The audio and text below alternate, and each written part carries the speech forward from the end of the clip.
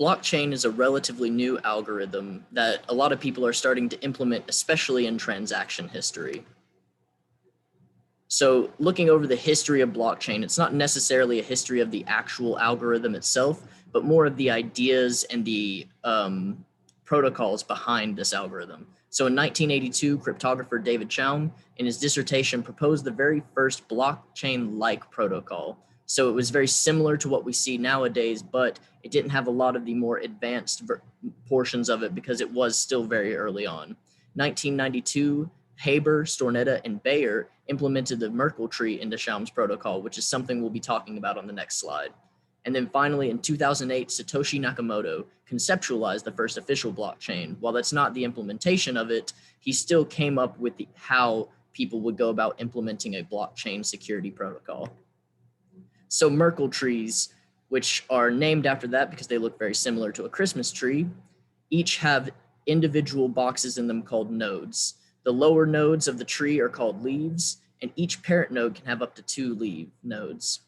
So as you can see in this example, each node at the very bottom is a data block, and it moves up and is hashed in between each of these parent nodes of the tree.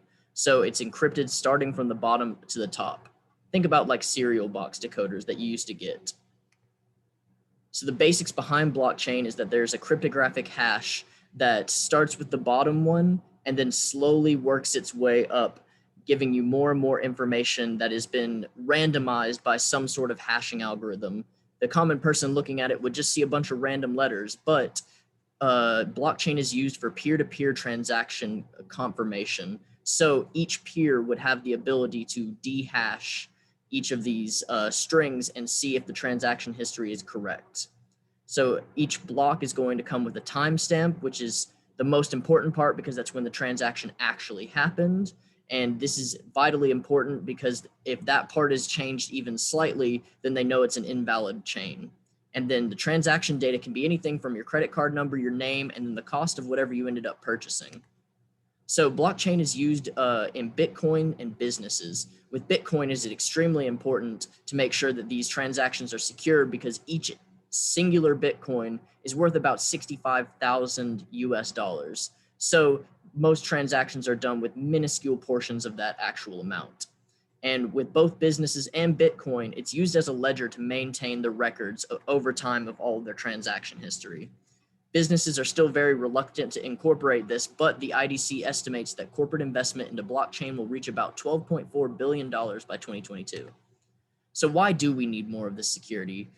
There are some principles within cybersecurity called the attacker's advantage and defender's dilemma. Basically, that no matter what, the attacker is always going to have a better chance at hacking into your personal information than you will being able to defend it. So principle number 2 is that the defender can only defend against known attacks, while the attacker can probe for unknown vulnerabilities.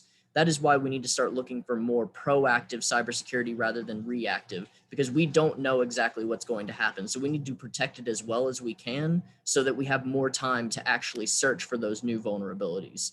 And software has become extremely standardized nowadays, which is a real harm because military and civilian software is very similar. So people could be hacking on both levels and switch whenever they wanted to. So how can we make a change that is actually productive and is going to make actually help us? So we can implement new hash functions. So SHA-256 is a very popular way that you actually go about hashing your nodes, but we can come up with new versions of this, and we can also look for different ways of hashing each and every single one of these algorithms. And then also there's exterior security updates. So you need to be making sure that you have firewalls protecting your information, because it's not enough for your personal information to be hidden and just not be known to the public, because then at that point somebody can just go straight in and get to your information. And new hacking software is coming out every single day faster than we can make protective and proactive software. So it is important that we get more cybersecurity majors out into the job field so that in turn we can try to be better about what is happening every single day.